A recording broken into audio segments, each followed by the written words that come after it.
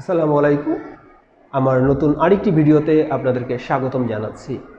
এটি আমার child intellectual ডিসেবিলিটির দ্বিতীয় পর্ব।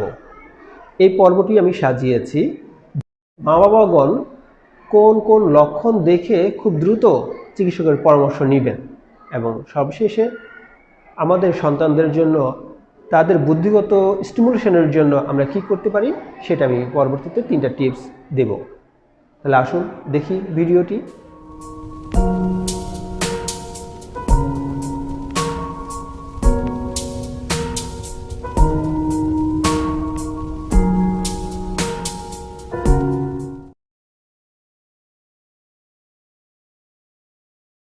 এখন আমাদের সমাজে কিছু কুসংস্কার রয়েছে ইন্টেলেকচুয়াল ডিসেবিলিটি সম্পর্কে। আমার কাছে আমি এই পর্যন্ত আমার অভিজ্ঞতায় অনেক মা বাবা যখন আসেন তারা এই প্রশ্নগুলো সাধারণত আমাকে করে থাকেন। আমি এখানে কিছু প্রশ্ন ঠিক করেছি। বেশিরভাগ ক্ষেত্রে আমাদের সমাজে সবচেয়ে বড় কুসংস্কার সেটা হচ্ছে বড় হলে ঠিক হয়ে যাবে, ডাক্তার দেখানোর দরকার নেই। যখনই বাচ্চাদের সমস্যা অল্প হয়, আমি আগেই বলেছিলাম, একদম প্রথমে বলেছিলাম যে সমস্যা যদি খুব দ্রুত ধরা যায় এবং দ্রুত চিকিৎসা নেওয়া যায় তাহলে কিন্তু সমস্যার গুরুতরতাটা বাড়ে না, খুব দ্রুত তাকে রিকভার করানো যায়। সে মাইল্ড থেকে মডারেট, সিভিয়ার অথবা প্রফাউন্ডে যাবে না, তাকে আমরা মাইল্ড থেকেই আমরা সমাজের ধারায় তাকে নিয়ে আসতে পারি। কিন্তু আমাদের সমাজে কুসংস্কার রয়েছে, আরে এগুলো সবারই হয়, এগুলো বড় হলে পর আস্তে আস্তে ঠিক হয়ে যাবে। সো এটা একটা কুসংস্কার।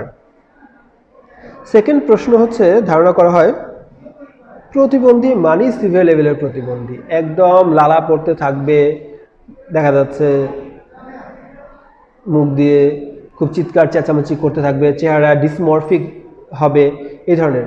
কিন্তু গবেষণায় দেখা যাচ্ছে 85% চাইল্ডই মাইল্ড লেভেলে আছে। সো আমরা যদি তাদেরকে নক না করি তাহলে তারা কিন্তু জীবনে পিছিয়ে যাচ্ছে। যে একদম সিভিয়ার লেভেল হলে পরে আমরা তাদেরকে নিয়ে আসবো না,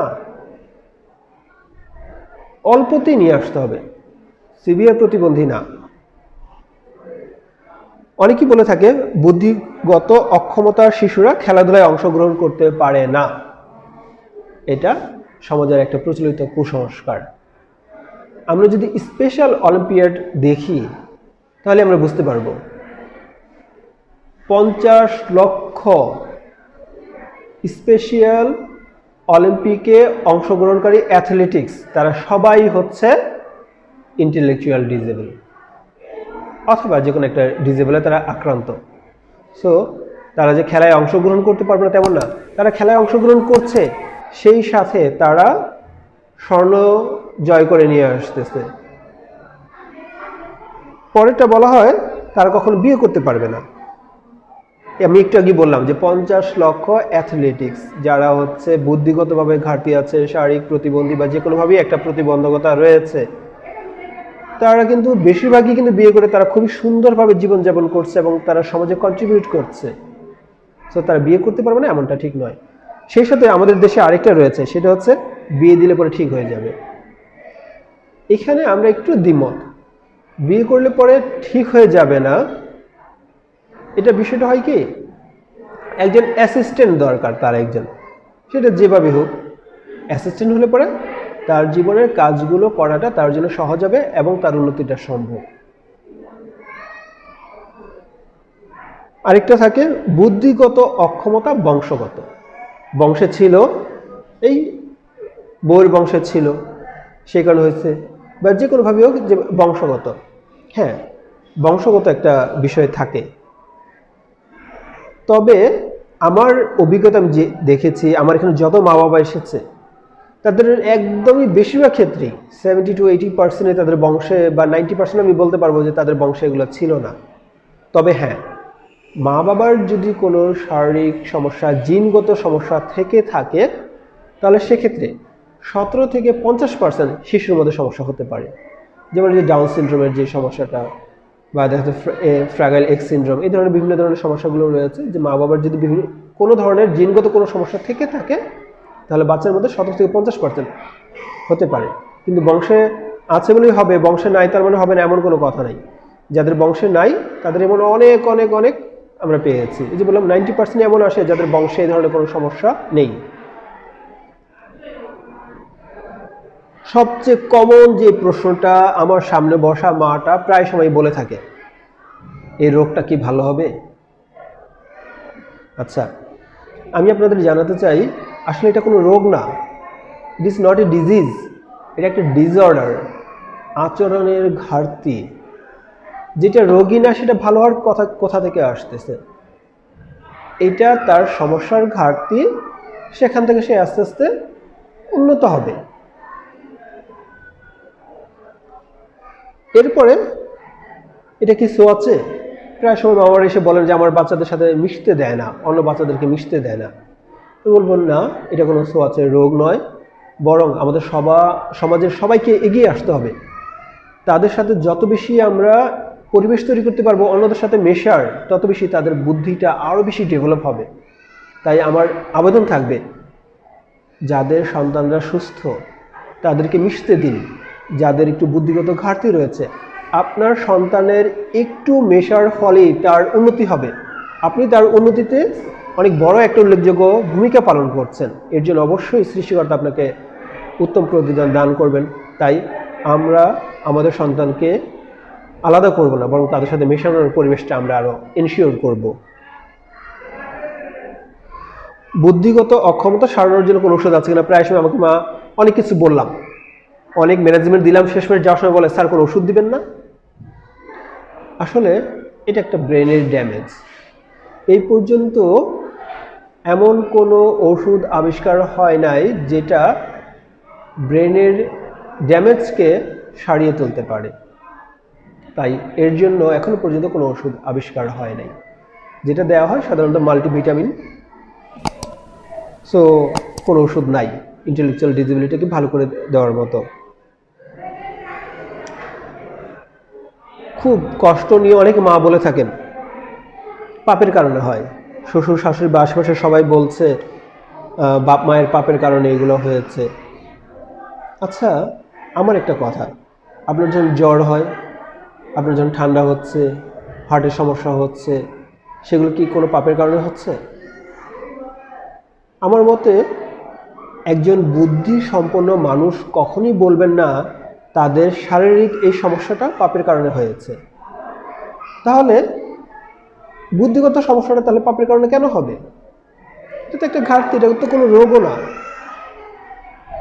এই পর্যন্ত মেডিকেল সায়েন্সে এই ধরনের কোনো কিছু পায়নি যে এটা পাপের কারণে হয়েছে। শেষ যে প্রশ্নটা সেটা হচ্ছে, ঝাড়ফুঁক করলে, তাবিজ কবিরাজ দেখালে পরে এটা ভালো হয়ে যাবে? যদি তাবিজ কবিরাজ ঝাড়ফুঁক দিলেই ভালো হয়ে যেত, আমার কাছে মনে হয় তারা চিকিৎসা শাস্ত্রে নোবেল পুরস্কার পেত। কারণ এই পর্যন্ত এমন কোনো মেডিকেল ট্রিটমেন্ট অথবা দেখা যাচ্ছে ঝাড়ফুঁক এমন কোনো আবিষ্কার হয় না যেটা তাকে সম্পূর্ণভাবে সারিয়ে তাকে সমবয়সীদের বা তার বয়স উপযোগী দক্ষতায় নিয়ে আসতে পারবে। তাই ঝাড়ফুঁক করলে ভালো হয়, তাবিজ কবিরাজ দেখালে ভালো হয়, এই সমস্ত কথাগুলো ভুলে যান, এগুলো আপনারা কখনো মনে রাখবেন না। এখন আমি বলবো কোন ধরনের লক্ষণ দেখা দিলে আপনারা খুব দ্রুত চিকিৎসকের শরণাপন্ন হবেন। সাধারণত বিভিন্ন গবেষণায় দেখা গিয়েছে সিভিয়ার লেভেলের যাদের বুদ্ধিগত অক্ষমতা হয়, জন্মগত বুদ্ধিগত অক্ষমতা হয়, তাদের 2 বছরের মাঝেই তাদের লক্ষণগুলো দেখা দেয়। যারা মাইল্ড লেভেলে থাকে তাদের লক্ষণগুলো 3 থেকে 4 বছরের মাঝেই প্রকাশ পেতে শুরু করে। আর পুরো বিশ্বে মাইল্ড লেভেলের বুদ্ধিগত অক্ষমতায় সবচেয়ে বেশি, 85%। তাই আমরা লক্ষণগুলোর দিকে একটু ফোকাস করি, কোন লক্ষণগুলো দেখা দিলে পরে আমরা খুব দ্রুত বিশেষজ্ঞ টিমের কাছে আসব, যেখানে ডাক্তার, সাইকোলজিস্ট, থেরাপিস্ট থাকবেন, তাদের পরামর্শগুলো শুনে নেব। প্রথমত হচ্ছে, জন্মের সময়ে যদি কোনো শারীরিক সমস্যা আপনারা দেখতে পান আপনাদের সন্তানদের মধ্যে, যেমন মনে করেন জন্মের পরেই সে কান্না করতে দেরি করেছে, যেটা আমরা পেরিনেটাল অ্যাসফেসিয়া বলে থাকি, অথবা দেখা যাচ্ছে তার খুব খিঁচুনি হচ্ছে, অথবা জন্মের পরে তার জন্ডিস হয়েছে, এই ধরনের সমস্যা দেখা দিলে অথবা যদি ডাউন সিনড্রোমিক বেবি হয় তাহলে অবশ্যই আপনাকে বিশেষজ্ঞ টিমের পরামর্শে চলতে হবে। এগুলো ছাড়া অন্যান্য যে সমস্যাগুলো রয়েছে, আপনার সন্তানের বিকাশটাকে একটু লক্ষ্য করেন। এই বয়সে অন্য শিশুরা কোন বয়সে তারা বসতে পারে, আপনার সন্তান ঠিক বয়সে বসতে পারছে কিনা, কোন বয়সে অন্য শিশুরা হাঁটতে পারে, আপনার সন্তান সেই বয়সে হাঁটতে পারছে কিনা।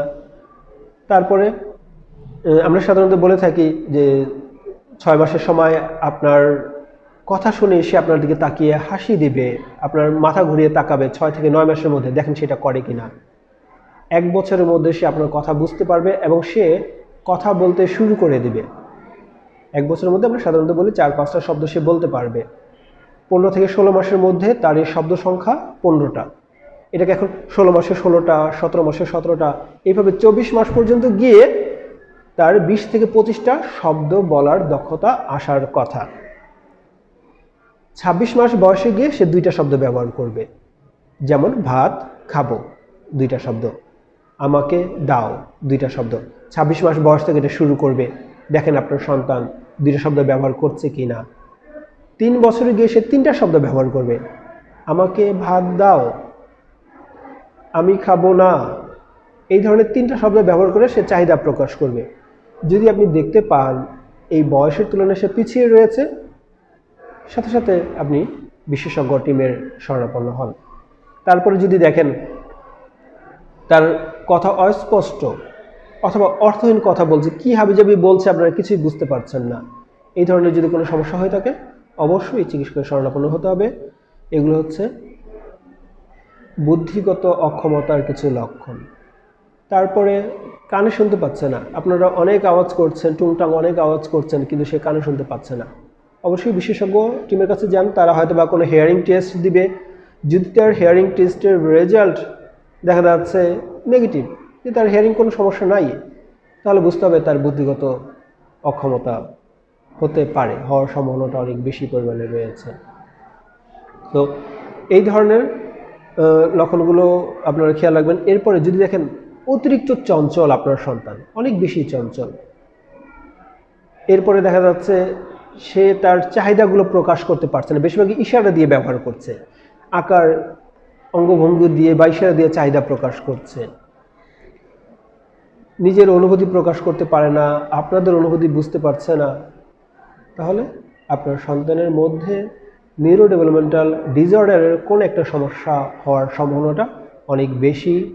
তাই সময় ক্ষেপণ না করে খুব দ্রুত আমি বলবো বিশেষজ্ঞ টিমের শরণাপন্ন হন।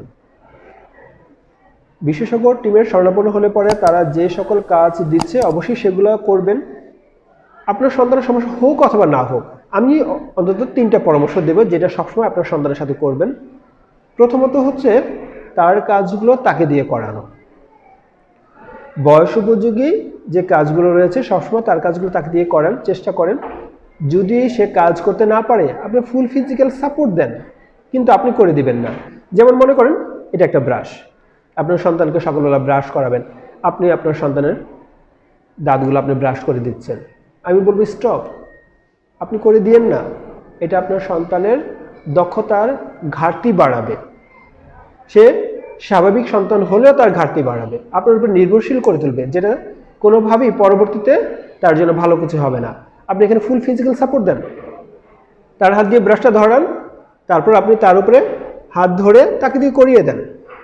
সো আপনি ফুল ফিজিক্যাল সাপোর্ট দিচ্ছেন, তার উপকার হবে, কারণ সে শিখছে কিভাবে হাতটাকে ঘোরাতে হয়, ব্যবহার করতে হয়। প্রতিটা ক্ষেত্রে আপনি চেষ্টা করেন আপনি পুরোপুরি না করে দিয়ে তাকে দিয়ে ধরিয়ে তাকে স্পর্শ করিয়ে কাজগুলো করিয়ে দেন।